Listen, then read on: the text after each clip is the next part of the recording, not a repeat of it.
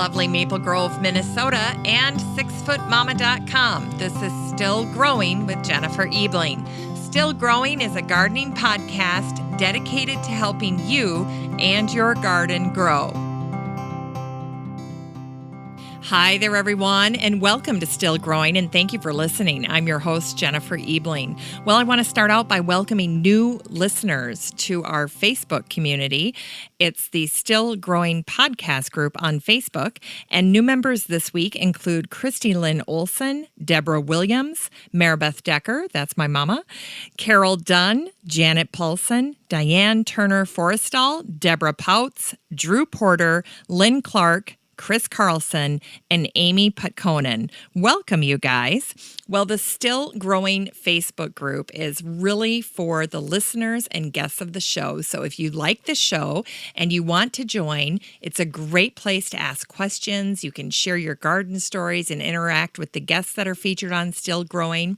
And all you have to do is go to Facebook and look up Still Growing Podcast Group. And it's going to look like it's a closed group, but all you have to do is request to join, and then I'll admit you once I see that you're not a scammer or a robot, and then you can enjoy interacting with the guests and the listeners of the show. It is the only place where you can win some of the great garden giveaways from my guests and sponsors.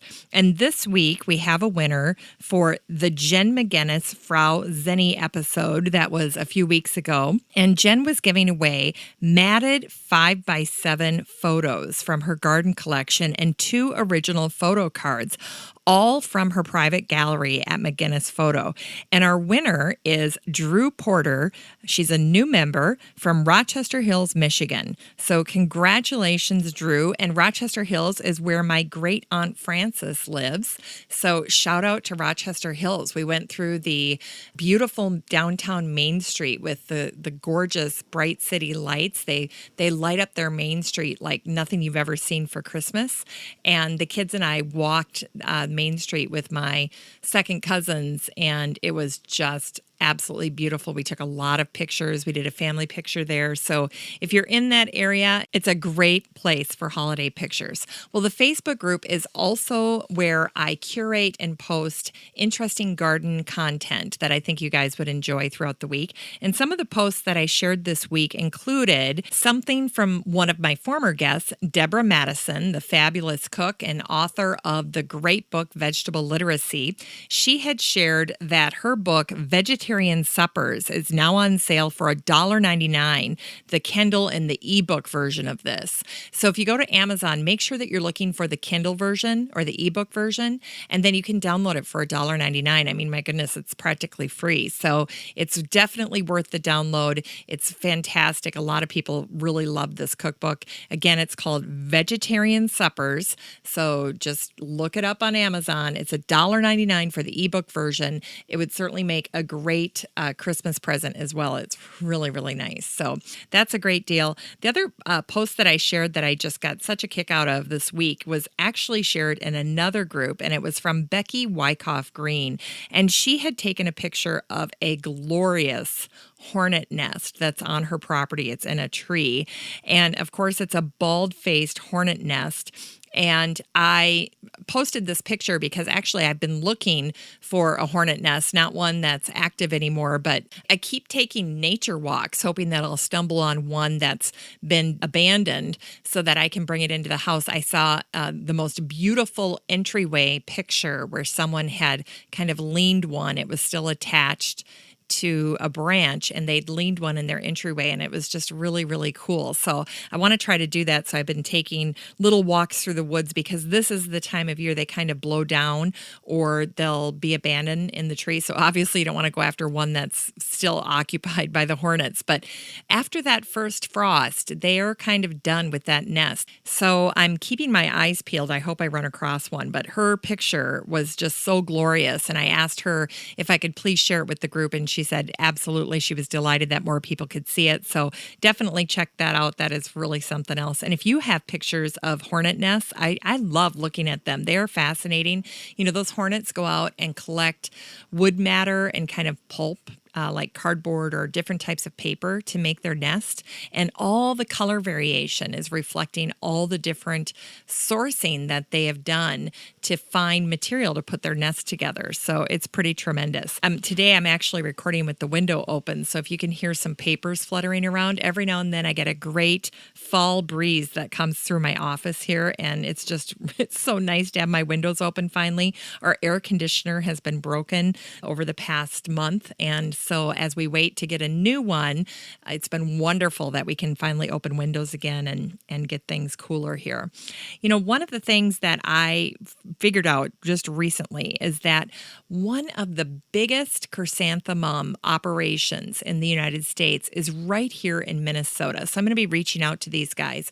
But I had a friend who had posted about decorative or fancy kind of high-end show mums, chrysanthemums. So if you're out at the grocery store and you're buying chrysanthemums and you're a chrysanthemum lover, apparently there is a whole nother level of chrysanthemums that are available that are also cold hardy. And one of them was developed by the University of Minnesota, and it's called Centerpiece. So I'm going to be tracking these guys down over the next couple of weeks and see if I can't get them on the show and talk to us a little bit more about mums and all the variations. Now, apparently, the premium place to buy a lot of the fancy show mums is an online source called King Mums. So I'm going to be tracking them down as well. One of the plants in my garden right now that is just starting to pop is my monkshood. And generally, I get a little frustrated with my monkshood because it usually doesn't start to bloom until Halloween. Well, by then, my entire garden is really cleared off and there's nothing there except for this tall, scraggly-looking monkshood that's blooming. And it always annoys me because it's so late.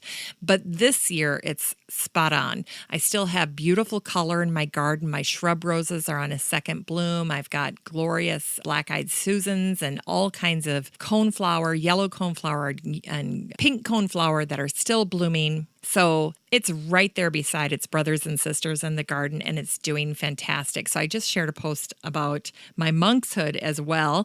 You know, monkshood is extremely poisonous. In fact, it's one of the most poisonous plants in the garden, so you have to be really careful when you're around it and you're handling it. Even the roots are poisonous.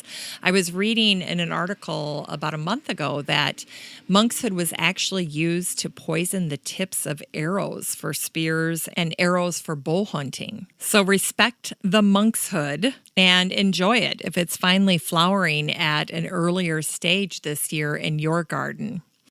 Well, this week marks week 5, chapter 5 of the Still Growing Book Club, and we're focusing on All the President's Gardens by Marta McDowell. And we'll be capping off the book with the actual election. And then that week, I'll be releasing my interview with Marta. And she is kind enough to be giving away a copy to a lucky listener. So if you're looking to follow along, we're on chapter 5 this week. And I will be posting a supplemental blog post about chapter 5 that'll have some videos and questions that you can ask in case you're using it with your garden club. Now, today's guest for the show is Laurie Neverman. She's a homesteader. She's a blogger. She lives in an environmentally friendly home in Northeast Wisconsin, and she has an amazing setup there. You're going to be blown away when you hear about all of the great things that she has built into her property to support her lifestyle as a homesteader. She's got greenhouses. She has solar, just an array of really great infrastructure set in place to support what they're trying to do and to help them become more self-reliant. In 2009, Laurie started the Commonsense Homesteading blog, never imagining that it would become a major voice in the world of homesteading that it is today. In this interview, she shares all kinds of great tips and information, everything from let's see. She's got a hilarious story about her cat named Big Fluffy. We talk about preserving. We talk about wildcrafting. And she's got this wagon wheel garden. And I can't get that out of my mind because I'd love to do something similar. Anyway, if you go to her website, you can sign up to get a free download of her Commonsense Homesteading 101 guide. It's simple steps to becoming more self-reliant. It's really, really awesome. And you can download it for free at her website at Commonsense Homesteading. Well, welcome, Laurie. Nice to talk to you. Nice talking to you. Well, why don't we start by having you share a little bit about your personal life, and then we'll jump into some of the things that you and I both have in common, which is gardening and home remedies, writing, blogging, photography, and so on.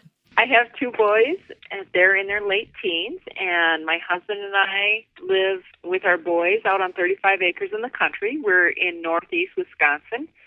We have an environmentally friendly home that we built, it's 11 years ago now. We started building in 2004 and then moved in 2005.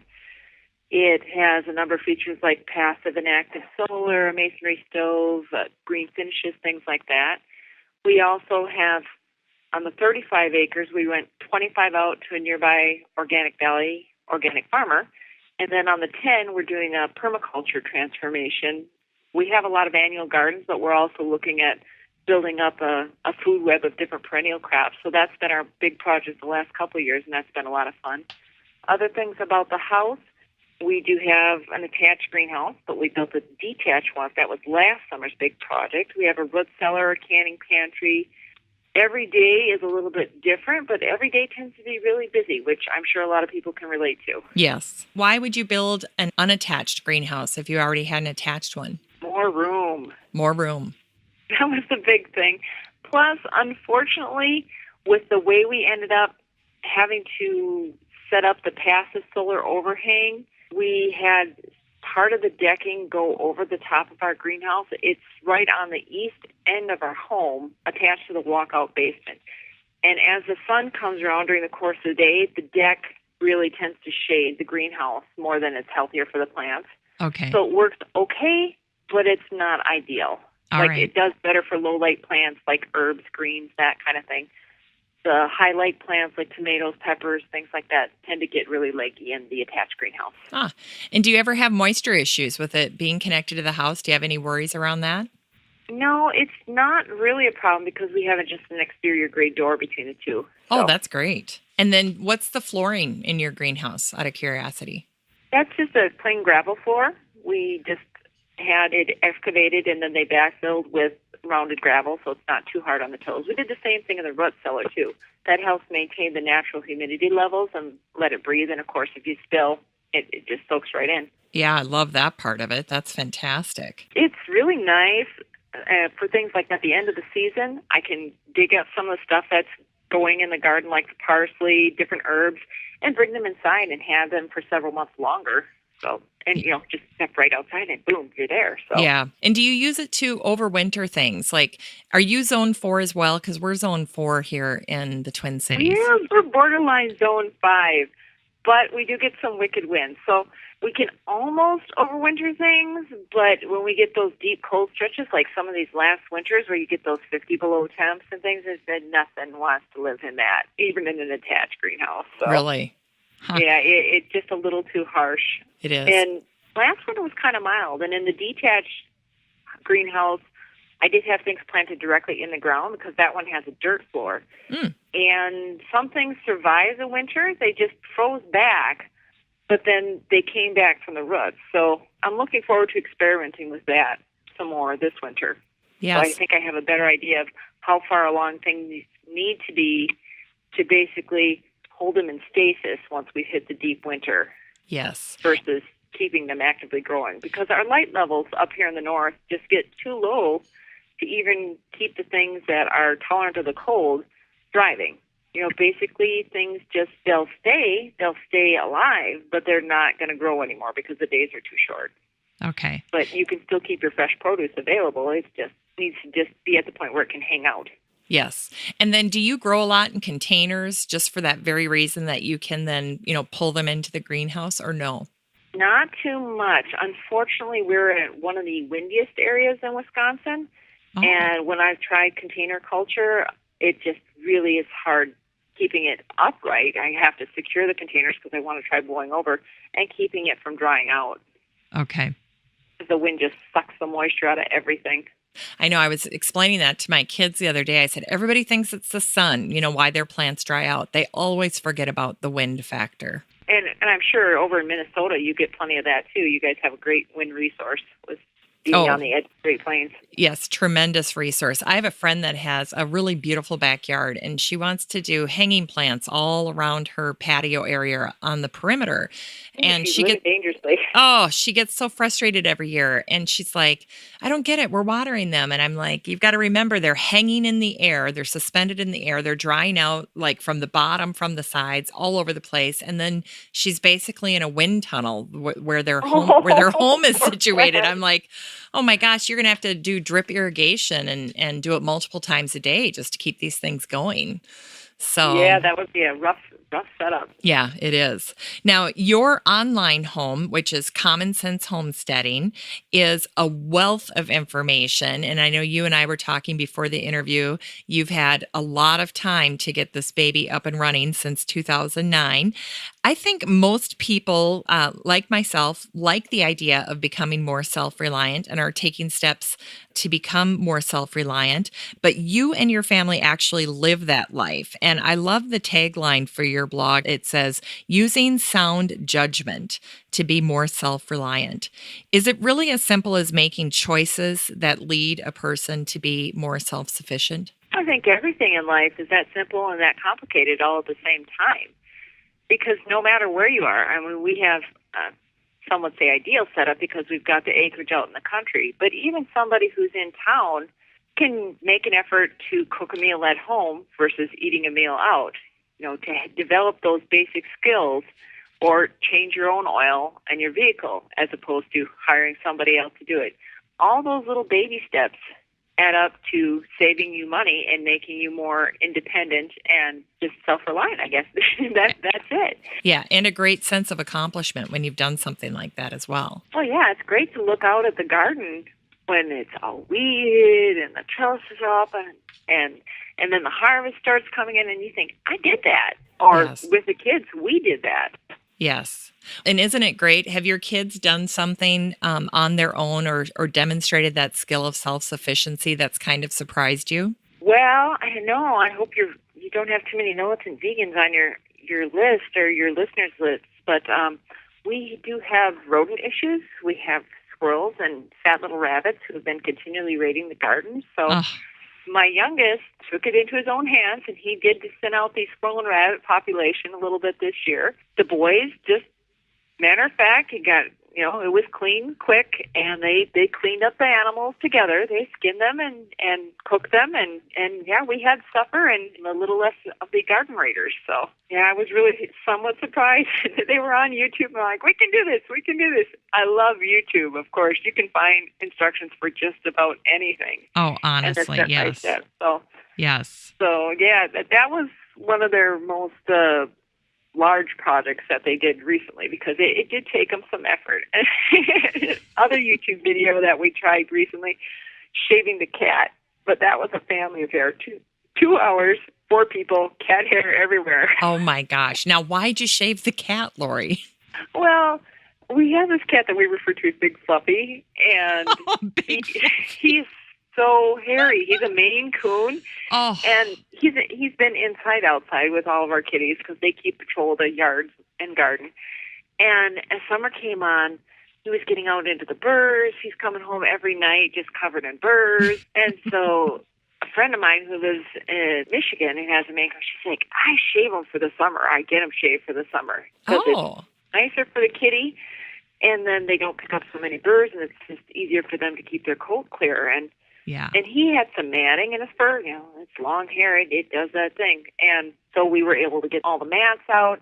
And he's so funny because he looks like a little lion now. He's got his big mane and then he's got a slender back. Oh, I love it. But it was a very interesting experience for everybody involved. And it looked like it snowed over there's cat hair everywhere. But everybody survived and Kitty is happy. And Big Fluffy made it. Big Fluffy. Yep. I love it. Well, my piano teacher growing up had a Maine Coon cat. That was my first exposure to one. I thought they were so beautiful. And it's on my to-do. He's a pretty boy. Yeah, I'll have a Maine Coon cat at some point in my life yet. That's fantastic. Oh my gosh. I do wish, though, that you would have videotaped that because I would watch that video. Of you. No. We were too busy. We were handing the cat from one person to the next because he's panicking, and he likes to lick when he gets stressed out. So everybody's arms are getting licked, and there's cat hair everywhere. And one of us was working with the scissors, snipping the hair a little bit shorter, and the other one was going back and cleaning up afterwards with the shaver because we got a pet razor. But his hair was so thick that you couldn't just use the razor because you'd make one swipe and the razors don't immediately clog up. And it was more like a comedy of errors. Oh, my gosh. I think next year will be easier because now we've developed the system and now he knows that we're not going to do anything horrible to him and it's all going to be okay. Well, I was just going to say you're trained and certified now. So next year you can have the camera set up on a tripod and you'll be safer. Come here, big fluffy. We do have a video on YouTube about cleaning cat ears with coconut oil. And surprisingly, it's one of the most popular ones I put up. But not really? That I have a ton of them out there. But our kitties are generally very good about having their ears clean. But shaving and pills, no. But, people were impressed that the cat just sits there and let us do its ears. But. And a little coconut oil inside the ear keeps them clean, huh? Well, you make sure you use the liquid coconut oil or melt some solid coconut oil, and so it's naturally antibacterial and anti-inflammatory. So it will coat and smother the ear mites, and we just squirt it in with a small syringe. I can't say that, but syringe. You know what I mean. Yep. Yeah. and then you rub it around in there and wipe it clean, but don't go too deep in, with a Q-tip like you're cleaning your own ear. Sure. And that will soften and loosen the mite debris and any crustiness, and then it will also act as a mild antibiotic for any inflammation or infection in the ear. And we did get that cleared with our vet, and we took Kitty in after the first time we had done it because Kitty was due for a checkup, and she's like, yeah, you did a good job, and yes, that's just fine. So. Wow, that's awesome. You and I were talking too. You just had another post that went viral, and I was going to ask you about it, but it was basically how to get the little green worms out of broccoli. And you do this saltwater bath that your mom did, right? Yeah, Mom always used hot water. Some people just use a ton of salt and cold water, but I find I can use less salt with warm water. It's like a little green worm saltwater jacuzzi hot tub. They get relaxed, they loosen up. That's the big thing with this hot water versus the cold water. When we get cold, we tend to naturally contract. Your muscles go, ooh. Yes. The worms do the same thing. So when you use warm water, they relax, they float right out, and the salt finishes the deed, and that way you don't end up with any unwanted passengers in your broccoli as you take it to the table, which they're edible, but they're gross. Yeah, they're gross. It's a Western civilization thing, so I'm told, but I have eaten them. They do taste like broccoli. I fried some up with my eggs and broccoli one morning when I didn't bother to rinse, and I saw them in there like, my friend Paul, who eats bugs, he does shows on eating bugs to local schools and things. He says, oh, yeah, you can eat those. So I tried it, and they taste like broccoli, but it's still just gross. Yeah, you don't want to if you can avoid it.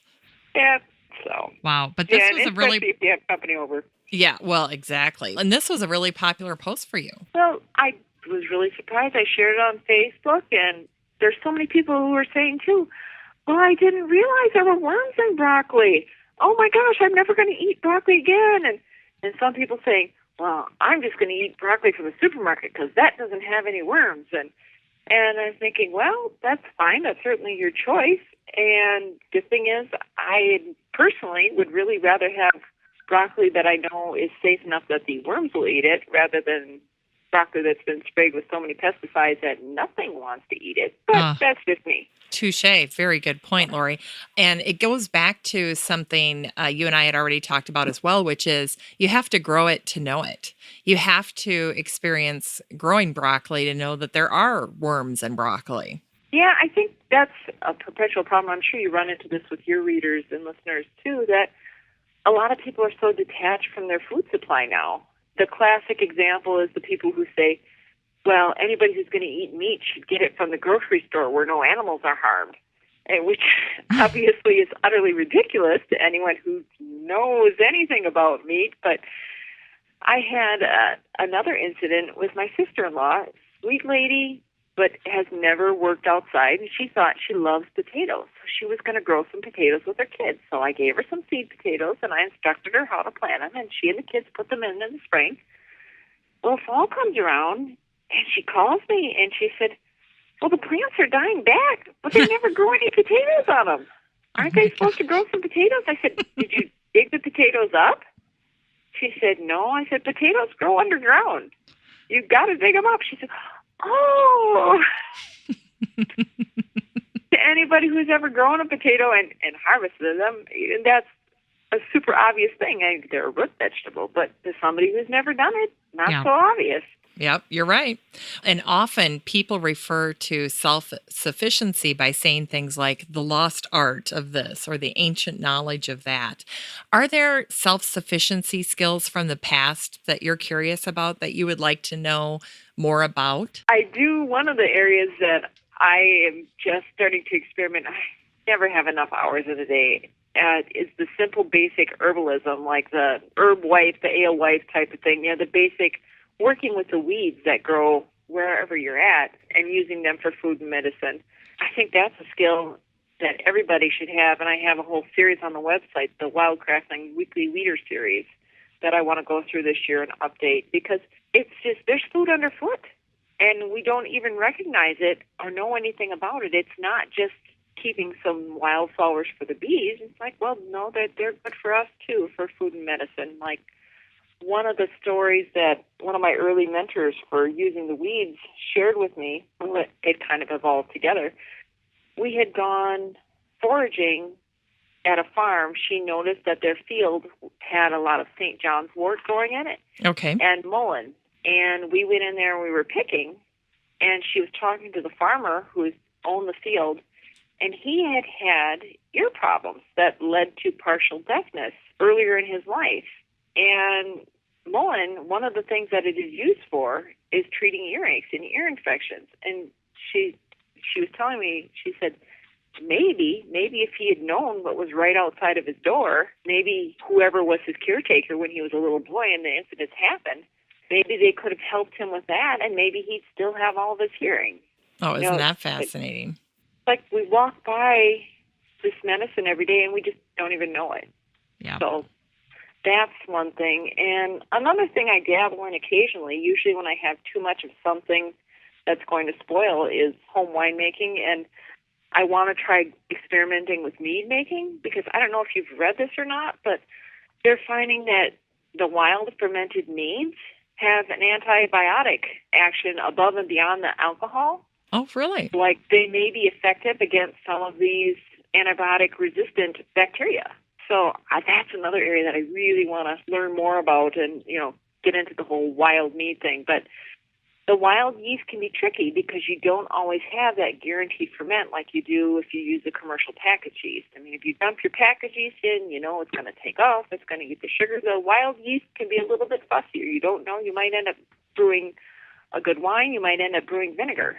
So that's incredible. But, yeah, the promise of the natural antibiotics is a very interesting thing. And, who knows, could save some lives.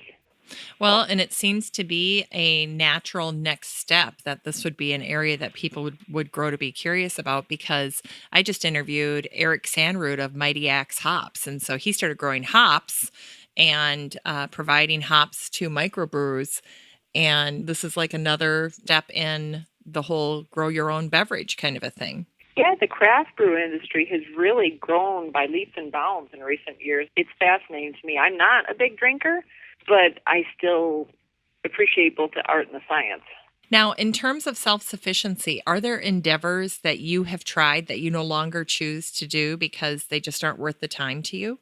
I was raised on a dairy farm, so we did our own milk, and we had big flocks of poultry, so we did our own eggs, and we had sometimes cows would go to our own slaughter, and so we'd have our own meat. And right now, we don't have any animals, although I am planning to get a flock of chickens as soon as we can get some different types of coops built here. But right now, I'm lucky enough to have friends who raise chickens and friends who raise chickens for eggs and another friend who does pastured beef. So you can't do everything. And I think it's important to realize that you're not Superwoman or Superman. Mm-hmm. So right now, those are some of the things that we don't do. We're not raising animals at the moment. And it's not that I didn't enjoy the time with the animals, and I do hope to have them again, but not a top priority at this point. And Big Fluffy and the crew there will have to do for now, right? We've been talking about getting a dog because the cats aren't keeping down the deer population, but they're not too keen on that idea for some reason. So. Oh, I love it. What are some things that people can do, especially gardeners, to become more self-reliant? Well, food, I think, is a great area to start in. As I mentioned earlier, just learning how to cook. I know I see postings on social media, and nothing bad about this, my friends, exactly, if anybody's listening to this, but it seems that certain people, they're eating out for breakfast, they're eating out for lunch, they're eating out for dinner. I'm like, don't you ever cook? I thought you cooked. Yeah. So I think that's a big thing to start with your food, and you can eat healthier and save money if you know how to cook. And then if you do have a garden, certainly being able to preserve some of that, because I think we've all been faced with, at least if you have a garden of any size, you have something ripening, everything ripens at once, and you're just overwhelmed. So if you know how to preserve those foods, and there are a variety of means available now that were not available to my grandmother, for instance. She spent long hours canning everything, and she had a root cellar, and that was about it. Now we can freeze, we can dehydrate, we can even freeze dry at home. Like, I invested in a home freeze drying unit earlier this season, and it's been a little bit of a hassle factor to get through. There was some stuff with this oil change stuff, and I'm not going to get into, but to get the oil change done and the oil levels just right, we had some messy times here. But the home freeze-dried product is amazing. Just the quality is so much better than the commercial freeze-dried. The berries, they look like berry slices that you just loaded in there, and they taste like candy. And when you dehydrate, everything tends to get like leathery and not, it's not bad, but it's just a different texture. The freeze-dried stuff is light and airy and just melts in your mouth, and you can do different things with it. So we've been doing a lot of fruit lately because we picked a lot of strawberries, but we want to have our own home-done freeze-dried meals so we can eat in an emergency or just have stuff in a hurry, things that we like to eat on a regular basis. But we do have the dehydrating, the home canning. We can do the pressure canning versus the boil it for 5 hours canning method that my grandmother used to use with meat, which the pressure canning is a lot safer and a lot quicker. So learn how to cook, grow your own food, preserve your own food. I think those are some very basic steps that most people can do. You might not be able to do a lot of growing your own food if you have limited space, but you can sometimes source food locally from farmers markets or through CSAs, community supported agriculture agreements. And just make mindful choices. And this is a good segue into your post that you just wrote recently in the past month about preserving strawberries. And what I was so struck by was how comprehensive you were in sharing the different ways to preserve them. This applies to a lot of different things, but you had 12 different options for people who had strawberries and what are you going to do with them? Can you walk us through, maybe some of your favorite things that people can keep in mind as they're looking to preserve future fruit harvests for the rest of the summer? Initially, I introduced in the post, keeping the fresh berries fresh in your refrigerator, because even if you're not preserving it, if you take good care of your freshly harvested food items, they can stay oftentimes for up to a week in the fridge and still hold their quality good. So I think that's an important place for people to start. You don't generally want to seal things up really tight in plastic containers because that's when you get moldy mush. Yep. Your food needs to breathe. And don't wash things until you're ready to eat them or preserve them, because as soon as you start washing, a lot of times produce will absorb that extra moisture. And again, you're going to leave moldy mush. And if you notice one piece of produce in a bag or a container starting to go, make sure to pitch it, because as soon as one goes, it spreads those mold spores to the rest of the stuff. So I think those tips I had on for the strawberries, and they apply to pretty much everything. Be mindful in your food storage. Yes. And one other thing you mentioned, and I thought this was a great point, was leave the stem on the strawberry. Don't process them all right away and then put them in the fridge. Do you think that applies to other produce as well? Yeah, things like asparagus, or, you don't want to generally trim the bottoms off, because that'll often be the tough part of the asparagus. Yep. But you don't want to trim it until you're ready to use that. You don't want to peel your carrots typically until you're ready to use them. The peelings are on foods for a reason. They trap the moisture in. They keep your food fresh. So unless you're doing food prep for the week, like veggie sticks and things, okay, you can prep because you're prepping those for school lunches or snacks or whatever, okay. But then you're probably going to want to add some water back in. Keep your chopped veggies in like a celery or carrots in some cold water to help keep them fresh and crisp, because as soon as you take off those skins, things start to get limp. The fridge keeps air circulating, and that air is very drying to your produce. So, yeah, you take steps. You don't want to overprocess things until you're ready to complete the processing. I listened to your interview on the Vegetable Gardener podcast, which I thought was fantastic. So if folks are interested in hearing more of you, I'd encourage them to go over there. But you have a setup that made me so envious, because you have the greenhouse, but you also have the root cellar, and then you have this area for all of your canned goods. And it's like a trifecta of awesome homesteading resources. Your family was so purposeful about incorporating these things when you were building your house. It wasn't an afterthought for you guys. Do people ever ask you about how to incorporate things like a root cellar into a modern home, something that maybe they retrofit or figure out a way to, add on to their property? Well, we do get some questions. We actually open our home the first week in October. Actually, the first Saturday in October. We have an open house every year, and that's part of the National Solar Tour of Homes. Okay. And so we open it up to the public, and we generally have a pretty good turnout and give tours of everything. And so we get a lot of people who come through that who have more house-specific questions. I haven't focused as much on it on the website because, of course, typically if you're doing a renovation, that's not a quick and easy in-and-out type of thing. It's not an afternoon project, Yep. which, as we both know, tends to get more traffic because people like quick and easy. Yes, correct. But some things can be retrofitted more easily, others can't. Like if you're building new, it's so much easier to plan ahead. If you're retrofitting an existing basement, a little more work has to be done. But generally, I think people are capable of squeezing in more than they might think they can initially. But you do have to get creative sometimes. One of the posts I have on the website is there's a root cellar basic post, but then there's also what I refer to as above ground root cellars, because people have asked, well, I don't have a root cellar and I don't have a basement. My house is built on slab. Is there any way that I can do an above ground alternative?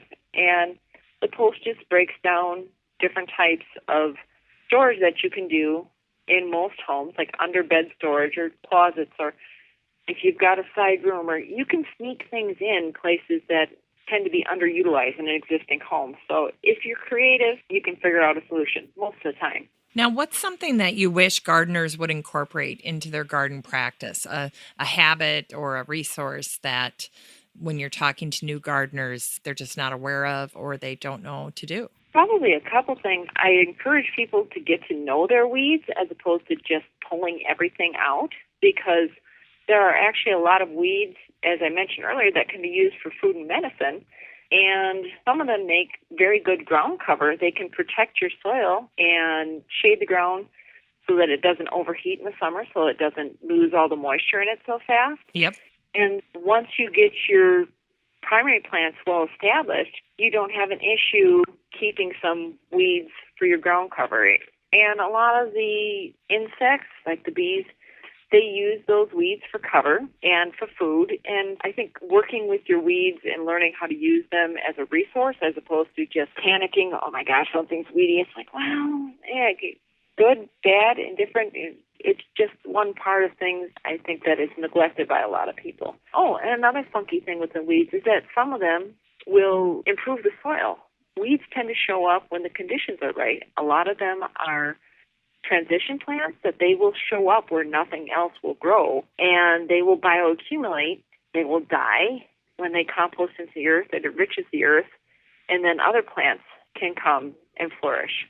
Now, not that they won't grow in your thick, nice garden soil, but some of them will grow in really crappy places and make them better. And the other thing is having people focus on enriching their soil versus just fertilizing the plant. Because if you have good, healthy, thriving soil, you can grow just about anything in it, and you'll have a minimum of bug problems, and your plants will just be more resilient to whatever the season throws at them. If you don't have healthy soil, your plants are more likely to have bugs. Your plants are more likely to topple over in bad weather. You're just going to have more problems straight across. They're going to be less resistant to drought or to heavy rains. Take care of the soil, and then the plant's health will follow naturally. I think those are two big things that are underappreciated and not very emphasized in a lot of the modern gardening literature. I agree. And I really appreciate your comments about weeds because there's so much black and white thinking when it comes to weeds. And I think you've offered some really good counterpoints to that mentality. I especially appreciated what you said about ground cover. Are you an easily enchanted gardener, or do you resist allowing your emotions to guide you in the garden?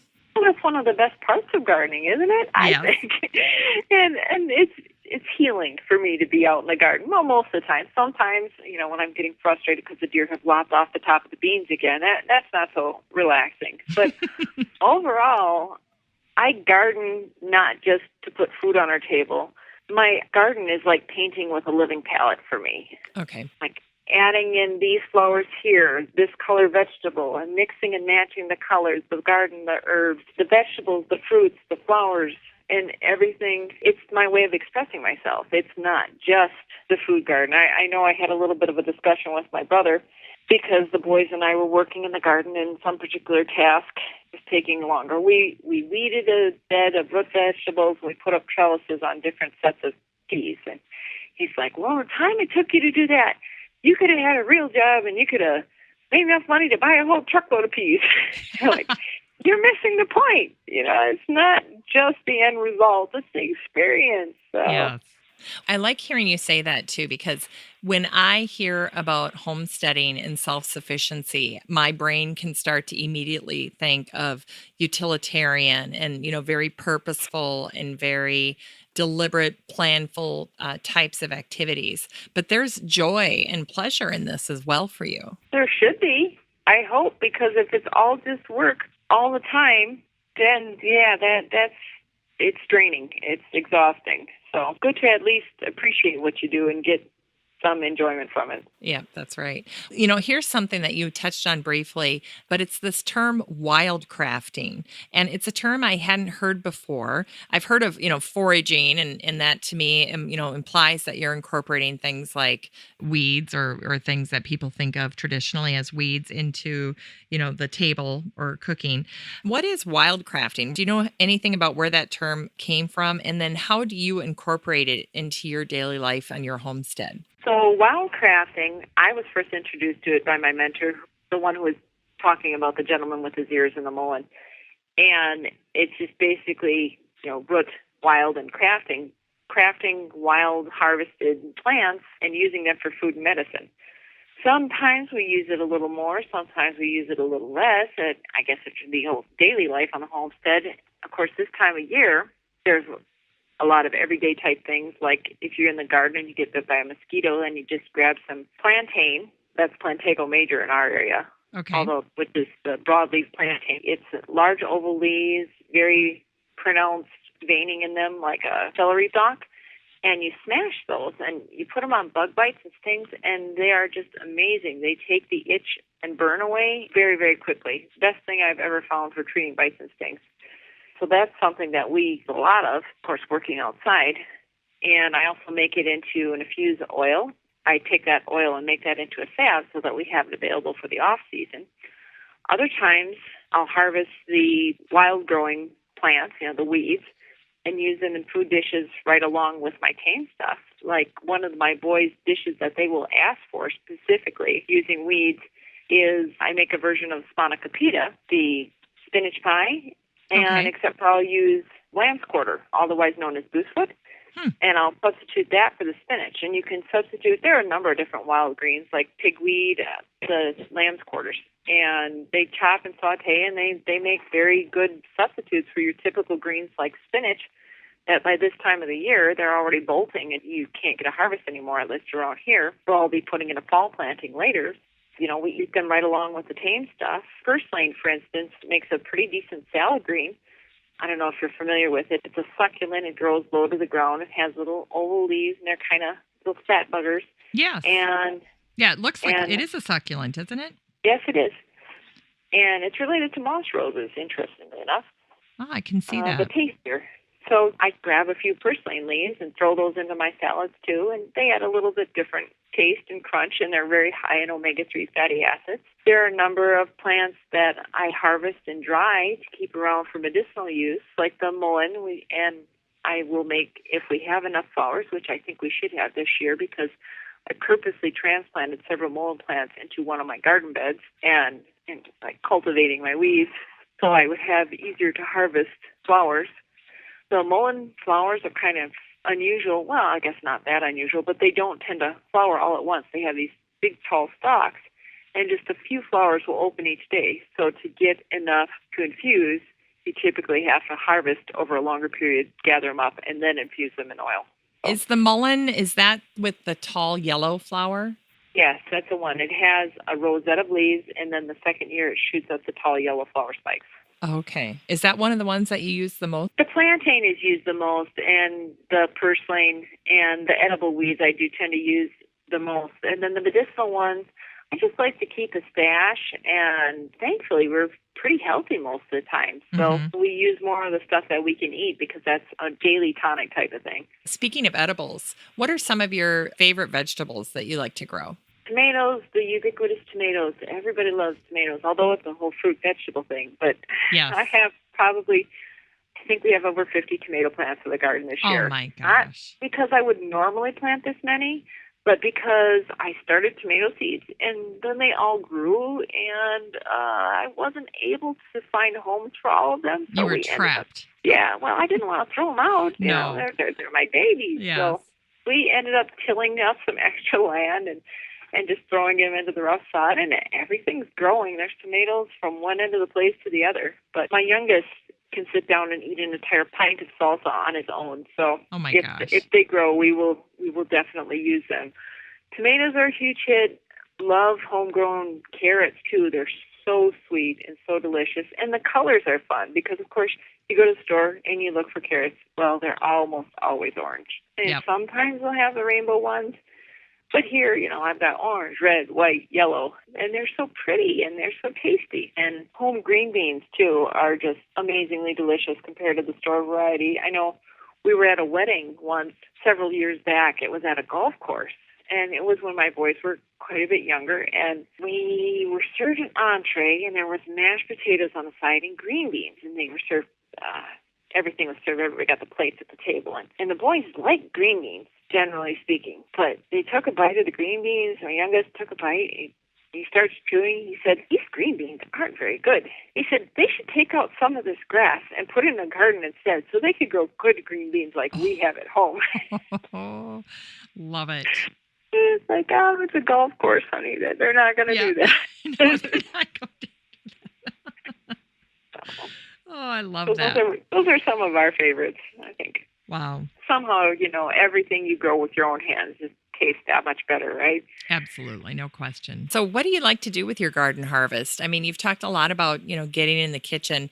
Are there some go-to recipes that you have that, are on your website that people could check out if they want to start cooking a little bit more? There's some things that you think are just a really foolproof recipe for using the garden harvest? My go-to staples tend to be pretty boring because when I bring in stuff from the garden, a lot of the time I just don't want to fuss, saute it in a little bit of butter, salt, and pepper, and let it speak for itself. Although, once we've been eating something, and a lot of something for a while longer, then I start experimenting a little bit more. But, of course, the first stuff, it's a lot of times just eaten raw or just very simply sauteed and boom on the table. Yeah. So the flavors, I think, when the produce flavors are that good, you don't need a lot to make it good. If you're starting with the best quality ingredients, just letting the ingredients do their thing is enough often. But I do have more food preservation type recipes on the site because, of course, we can't eat everything in season, and we do have a lot of months of the year when the garden is not doing a whole lot other than sitting there shivering.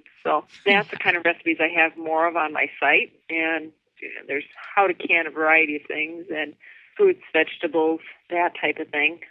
There is one really easy to follow pickle recipe. If people want to try their hand at the simplest form of food preservation, there's just a very simple brine pickle recipe where all you do is you load your cucumbers into a gallon jar and you pour the brine over it. And you let it sit on the counter for a few days, and then you stick it in the fridge, and that's it. And you've got dill pickles. So that's the kind of thing, it's like if you're a beginner, and even if you're not, and you're just in a hurry and want something good and quick, that's a good one to start out with. Well, that's a great tip for people. And they can feel a sense of accomplishment even with something as simple as that. Oh, yeah, and it's nice when everything's coming in all at once to maybe, I will do some dill pickles that I can, like my mom used to can, where they're going to go into longer storage. But that's just a quick and done type of thing in one afternoon and hardly any time on the stovetop because all you have to do is heat up the brine and dump it in. So that goes really fast. And then you've got pickles, and they're homemade, and they've got a really nice crunch because they weren't heat processed at all. And then, as I mentioned earlier, the boys and I are going to be mulberry picking soon, so there will have to be some mulberry recipes on the website. I'm going to look for those. That'll be a great little addition. I've tasted mulberries before, but I've never had enough really to cook with, so I'm looking forward to that. Well, you're ahead of me. I have never tasted them. Are they like a blueberry? They're more like a blackberry, but a little less seedy. Okay. So if people don't like those crunchy blackberry seeds, the mulberries might be a better option.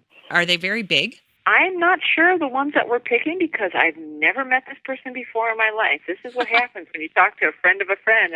Is come on over. So my neighbors are about the size of the pinky to the first joint.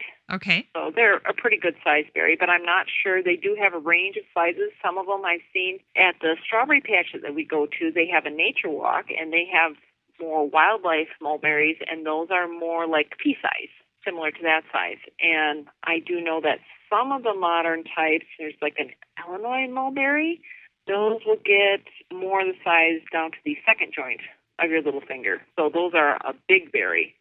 I'm not quite sure what I'm going to walk into, but it should be interesting. I don't think I've seen any mulberry for sale in any of the nurseries up here. They're not real popular. A lot of people don't care for them necessarily because, of course, it's a small berry on a big tree. So if you're going to grow a fruit tree, I think a lot of people tend to gravitate towards apples, pears, cherries, something that they're more familiar with. And mulberries, a lot of times, will ripen over a longer time period. Like our neighbors, it has berries ripening all summer long. So they don't necessarily get enough for a big harvest at once, but they just enjoy fresh eating, which is why I haven't gotten a ton of mulberries from their trees because they tend to trickle in. So, but I know some of the new cultivars that they're working with do tend to have a narrower harvest window so that if you're interested in preserving things like that, you can get that bigger harvest. Maybe over time the new cultivars will be more available, but they're still kind of a novelty item right now. As you're picking, you can be singing, "Here we go around the mulberry bush," right? Yeah, I'll have to teach that one to my boys. I doubt that they've ever heard it, it's showing my age. And my age too, obviously. Yeah. So what do you regard as your central strength as a gardener, Laurie? Perseverance, probably, because I have probably made every mistake that there is to be made, and I fully admit to this, and I often share them on the website, like, yeah, don't do this. Like, I learned this the hard way. And, of course, optimism, I think that's one of the most important traits for any gardener to have. It's like, okay, I screwed this up, or, okay, we got a bad storm, and we got hail, and it destroyed my garden. But there's always next year, and there's always trying new things, and creativity is another thing, too. Well, just because my mom did it this way. My mom had the traditional garden. Everything was in rows, and then the big space between them, and then you run the tiller up and down the rows. Well, I don't do that anymore. I have odd-shaped beds, and almost everything gets mulched, and the pathways are fairly narrow in a lot of cases, and I tend to plant in banks of plants or like a super wide row or a bed versus just a row. And, once the tiller may come out in spring, it might not, and then it doesn't come out for the rest of the season. There's no need for it because everything is either mulched or covered in vegetation. So just, I guess keeping with it and don't give up. I enjoy it, and I think that's an important thing for people to do too. The garden should be alive, and you should be a part of it. It shouldn't just be one more thing on the chore list. Yeah. Well, it is an awful lot of work, but you have to enjoy it, otherwise you won't keep it up. Yeah, it's the not fun work versus the good time work. That's right. What's currently inspiring you in the garden? Well, big project is we're trying to rehab my center. I have this garden shaped like a wagon wheel. That is my view when I looked out my kitchen window, and actually all my south windows, because the bulk of the passive solar windows face south. We are rehabbing the garden bed, and it is going to once again have a nice mix of pretty flowers as opposed to just being overgrown with a couple of echinacea and oregano, which survived the quackgrass onslaught. And so that'll be nice. That'll be, I'm looking very much forward to having that being pretty and attractive and eye candy again, as opposed to just, that's the part of the garden that I need to attend to. So, and we've gotten really far along with everything else in the garden. It's just nice to look out and see everything green and growing and just getting ready to produce a harvest. It's the happy time of year before it gets too crazy because all the harvest is coming in, and where the big work is done with the planting and the mulching and the trellising, and it's the nice time. Yeah, it really is. Now, what would you recommend as a plant list for folks in small spaces? Are there things that you think, if you didn't have the amount of space that you had or that you currently have, that if you were, let's say, downsizing to a small suburban yard, that you would say, okay, these are things I would bring with me and I would grow vertically, or I would grow in a container, something that you would want to continue to grow even though you're in a small space? I'd probably say avoid the pumpkins and the corn because those are horrible space hogs. Yeah. And then beyond that, I'd say, what do people really like? I mean, if you have a favorite vegetable, that's the one that I would make space for, because that's the one you're going to take care of. That's the one you're going to enjoy the most. So I think I would always have, I can think about it, because when we were building this house, we ended up for a year without a garden, and I had probably 10-foot by 6-foot space on the south side of my husband's great uncle's house. And we put in some beans, and we put in a few tomatoes, and we put in a few peppers, and that was our garden for that year. Okay. So those tend to be pretty forgiving and can be easily trellised up too. Not the peppers, but they form a nice bush shape generally, so they don't get too space hungry. Yes. But the beans, I grow pull beans, and the tomatoes you can grow up on a trellis, so you can squeeze those puppies in there without a whole lot of fuss. Yep. That's perfect. What percentage of your life is given over to your homesteading online content, your blog? I know homesteading is obviously your daily life, but you've got this blog, you've got all the resources that you try to put together for people. You are taking own pictures, I'm assuming. It's both a passion for you, but it's also, part job. Is your online work life-giving to you? It's a strange balance, because some days it's really awesome, and I talk to people, and we're sharing the same interests, and I help somebody out. That's really awesome stuff. The not so nice stuff is when you get people leaving snipey comments. I assume they just had a bad day and need to take it out on somebody most of the time. But I did start the blog. Initially, I didn't even dream of making any money off of it or using it to help our family out. Some of my friends are doing it. Your friends are doing it, so just why don't you do it? And then we were going through some things. My husband lost his job, and so I was sharing more of our daily life type stuff. It was more the kind of older weblog type of thing. It was more day-to-day things. And then the site evolved and eventually became what it is today, where it is more of an informational resource with just snippets of our daily life. And I don't know, it's just an odd mix. Some days I basically will dedicate the whole day to doing something, writing or prepping recipes, taking photos, and it can take a lot of energy to do that. And then other days I have to walk away from it and do the stuff offline to recharge and get those energy levels back up. So I think it's kind of a teeter-totter act for me. I don't know. It has gotten to the point where there's just a lot of work involved to make it happen, and some parts are still really great, and some parts are like, no, that's not fun. So I'm trying to work to get more of the first part and less of the not-so-fun part. That's one of my goals for this year. Well, I loved hearing that you go back to the garden too, or you go back to your daily life to get the energy going and the creativity flowing again, because that's really where it all starts. Yeah, and unfortunately, online, with all the turmoil in the world, I think it's just getting to people, and there's a lot of not nice coming out on the internet. So Yeah. that, I think, affects us as bloggers and communicators, and just sometimes we get caught in the crossfire, even though it's not directly involving us.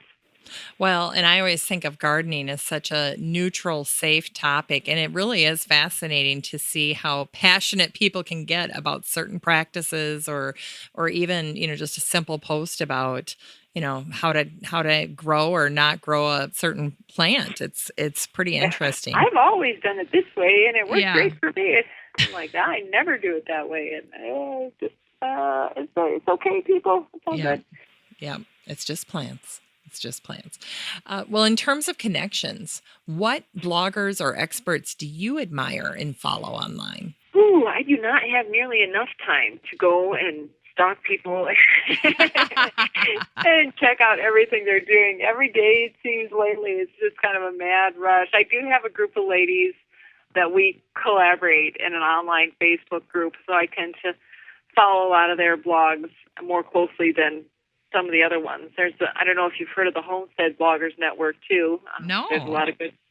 Oh, God, now I'm really surprised because there's a Homestead Bloggers Network, and it's all homestead blogs, and there's a range of blog sizes and interests and different facets of homesteading. So there's a lot of nice people in there that I've connected with over the years. But my other group of ladies, I don't know if I'm allowed to reveal this on the air or not, what the name of the group is, but it's a super awesome homesteading group. We'll just call it the Super Awesome Homesteading Group. I love it. And so we all cover different aspects of homesteading. Some folks are more into the wildcrafting type of things and herbalism, and some folks are more animal, chicken focused, and other small backyard animals. I don't think we have. No, one of the ladies does have cows. Let me think. At least one. I think a couple might. And then there's one that's more focused on sustainable living. And so, yeah, I got to say that I don't have any one because my interests tend to go all over the place. It's like today I'm over here, then tomorrow I'm over here. So boom, boom, boom, boom, boom. And my friend Amber at the Coastal Homestead has been a big help to me these last couple of years. She started doing some different guest posts for me, help picking up the slack a little bit, give me a little bit more outside time. And her blog is a little bit newer, and she's just getting started, but she lives in a completely different environment. She's in South Carolina. Oh, my. And she's got sandy soil, and she's not too far from the ocean, so she deals with the heat and humidity, the likes of which I have never seen, and she's only got a quarter acre. It's a true backyard homestead.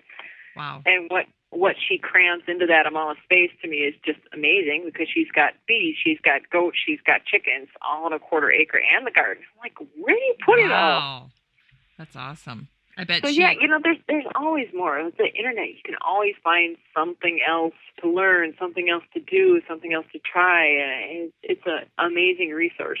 Well, the connections, I think, are one of the hidden benefits of being active online in any community, because you really do make friends and get to share resources with people that you would have never, ever, ever met, even 20 years ago, 10 years ago, before all of this online activity got started. Absolutely. And I never gave it any thought, a lot of these things. I mean, our garden season up north here tends to follow a pretty similar structure between Wisconsin and Minnesota. We have our planting in the springtime, our summer growth, and our fall harvest, summer into fall harvest.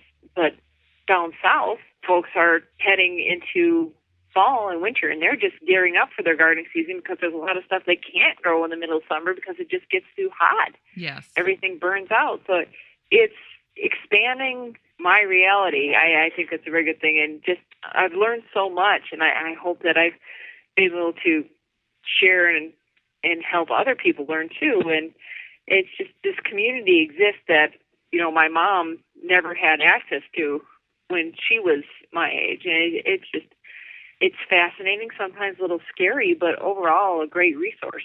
You are pretty active on social media.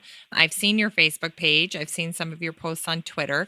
But is Facebook your most active social media site? Probably just because, they have such a massive user base. Although I have been posting a lot more things on Instagram because that can just be fun, just post a pretty picture. Oh, this is what we're up to today. This is what's growing in the garden. No, here's the latest batch of wine. Here's the silly kitty. Instagram is just more fun, simple, feel good, at least for me, although I know people are marketing the Instagram, this, that, and there are apps for that, and it's like, no, I'm not going there yet. But Facebook, of course, is Facebook, and sometimes it doesn't always play nice, but when it lets you reach people and something takes off, it is, I think, still one of the better ways to engage followers. Absolutely. And do you do a lot of sharing of other people's posts as well, or is it primarily your content? I do a lot of sharing other people's posts. No one person can know everything. And like the ladies that I tend to hang out with, the super awesome ladies, right? So super awesome ladies. They have a lot of super awesome content. So if folks watch my feed on Facebook, they will likely be seeing a lot from these ladies because they are some of my regular go-to folks because I know I can always trust their content to be reliable and good quality. Yeah. So. Well, that's true. Well, and you just posted something I thought was really neat was on marshmallow, the herb. Yeah, that's from my friend Chris over at Joyfully Farm. She's up in Canada, too, and she's been battling cold temps to the point of almost frosty, which, in July here still, I'm thinking, that's terrible. Yeah. But yet still she manages to have a very abundant garden, and she has animals, and she is definitely an herb maven and has so much good information on her site about different herb uses. And, I think most people, probably more people than not, do not realize that marshmallow is actually a flower. There's a marshmallow as opposed to marshmallows. Yes. Well, and it's got a pretty flower, too. Mm-hmm. You have many, many great skills. And one of them that has intimidated me forever is bread making. And I know you have a new book coming out later this year about bread making.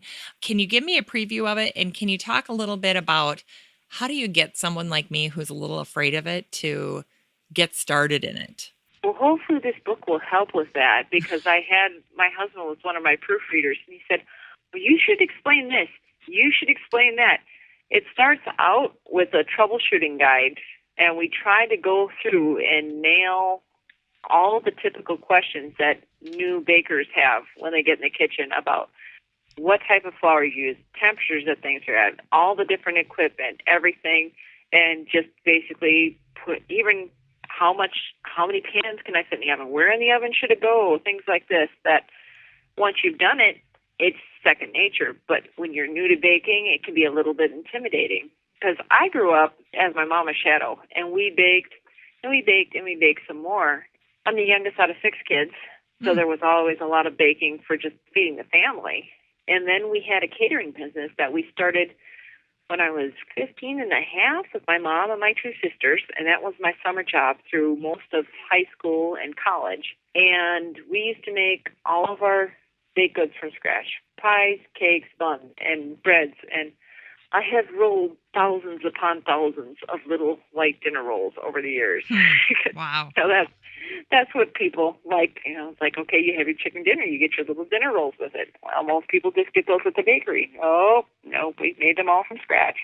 So the bread baking book will feature some of the recipes I have on the site, plus some additional ones.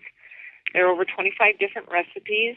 Some of them are more traditional, standard breads, sourdough, things like that. There are some gluten-free ones. There are some different holiday breads. And as I mentioned, it starts with a troubleshooting guide and just basic Q&A to introduce new bakers. And the instructions are pretty detailed, so it should make pretty much everyone comfortable with attempting bread. And I know I've gotten some reviews on some of the different recipes that people say, okay, I tried somebody else's recipe and I screwed that up, and I tried yours and it saved the day. And, oh, really? And like that was on the cornbread recipe because they had tried something off of allrecipes.com or one of those other main recipe sites. And she's like, I baked a brick. So I quick dumped that out and composted it, and I whipped up yours in a hurry. And it was delicious. Now everybody raves about my cornbread. So, oh, that's great.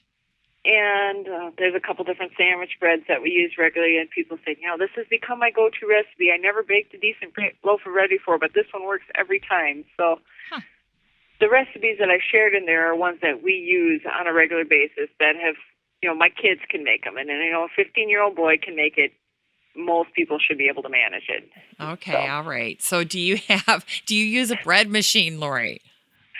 A lot of the time I do. I don't always. I have mixed them by hand. There's one recipe in the book that you really need to mix by hand if you're going to do it, because it's a traditional Swedish bread that's typically a holiday bread, and the batch it makes is so huge that you need a very large bowl, and you got to mix it by hand, or you would need an industrial mixer, one of the two. So, but I mix up, and actually I shouldn't say it's a bread machine, I just have a heavy-duty mixer. So I mix it in the mixer and then shape it into loaves or buns or whatever, however we want to bake it. Oh. Just saves time in the kitchen. I can be working on something else while the bread is mixing and just keep a check on it, because typically I'll do a slow mix at the beginning, like 6 to 8 minutes, to make sure that the dough is thoroughly blended, and then let it rest a little bit and punch it down, and then let it do a second rise, and then I'll shape the dough and let it rise again in the pan. And that's one of the secrets to successful bread baking, in my experience, is making sure that you give your dough enough time to rise and letting it rise more than once. And that helps produce that lighter texture that most people tend to prefer. And I still use whole wheat flour and still get that lighter texture. Was your mom's side Swedish then? Is that where all of this fabulous baking came from? Actually, the Swedish recipe came from one of my readers that had been passed down through her family. My mom's background, she was, now I'm drawing a blank, she was Bohemian.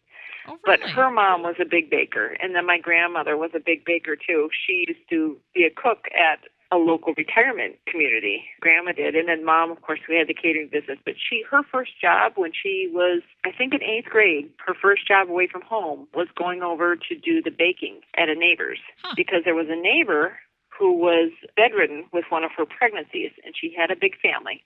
And back then, all the ladies of the house did their baking once a week, and their traditional Czech baked goods. Well, Mom's mom was Czech, so Bohemian Czech.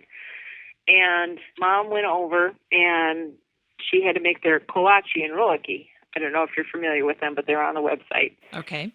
And kolache, at least the way my mom did them, are little round things. They look kind of like buns, except for they're pressed in the center and flatten out, and then they're filled with the fruit filling. And then roliki are little crescent rolls. And Mom was hired to do their baking. Well, the first time she went over, she was nervous because she was a young girl. She was only 8th grade age. And she did the baking, and everything looked good. And then the husband came home, and he went to test the baked goods. He took a kolache, took a bite, and he gets a questioning look on his face. Then he grabs a salt shaker, and he sprinkles a little salt on the top of the kolache, and then he finishes eating it. So she realized that she had forgotten the salt in the dough. Oh. So all of them were screwed up, but they still looked good. They were just a little bland, and so she was pretty embarrassed because, of course, she wanted to make a good first impression. But they ate it all anyway. They had a house full of kids, and said, next time remember the salt. It's all good. Oh, wow. What a great story. So she started when she was quite young, and I baked at home and then baked at the catering business, and a lot of time in the kitchen over the years. Absolutely. Well, Laurie, I have so enjoyed our time together. And you have, for people who are interested in exploring your website, if they go to your website and subscribe, they get your guide to homesteading, right? There's a basic guide that's available for them. Yeah, there's a free ebook for subscribers. It's Commonsense Homesteading 101, 7 Steps to Become More Self-Reliant Now. And that has a project list at the back with different ideas which are featured on the site, simple things that they can do in their home to become more self-reliant. And then it's got the 7 steps is just walking people through different facets of their life and just giving people ideas of where to start, because a lot of times that's the toughest thing. It's like, I'm overwhelmed. I'm already doing too much. I can't possibly make time for something more. Well, you don't have to do it all. Pick something, and here's a good place to start. Yeah. Well, and your website is a tremendous resource, so I really encourage people to go that direction as well. Just explore all the great content that you have out there. So thank you. And thank you for being on the show, Laurie. I've really enjoyed our time together, and I've learned quite a bit. I appreciate that. Yes. Well, have a great time mulberry picking, Laurie. Have a good rest of the afternoon, and thanks so much for having me. All right. Thanks for being on the show.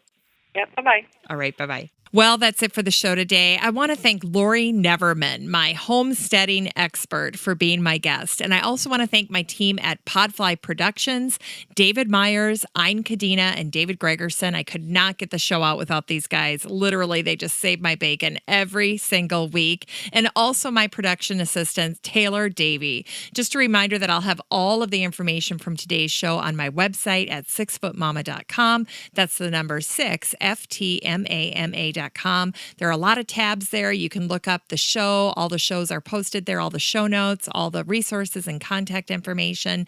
There's also a link to the Facebook group there now. So if you want to just go to the website, that's an easy, quick way to quickly get to the Facebook group. And again, once you get there, all you have to do is ask to join and I'll admit you to the group. I really do hope that you join the Facebook group. It's a great place to ask questions, share your own garden stories, interact with the great guests that are featured on Still Growing, and also connect with other listeners of the show. And don't forget, it's also where I post all of the really awesome garden giveaways for my guests and sponsors for my lucky listeners. And this week, we're going to give away a cookbook. It's one of Deborah Madison's cookbooks. So make sure that you join that group this week so that you can be eligible to win. Go ahead, check it out. I'd love to meet you in the Still Growing podcast group on Facebook. Have a great week, everybody. Still Growing with Jennifer Ebling is a 6footmama.com production made in lovely Maple Grove, Minnesota. Still Growing is a weekly gardening podcast dedicated to helping you and your garden grow.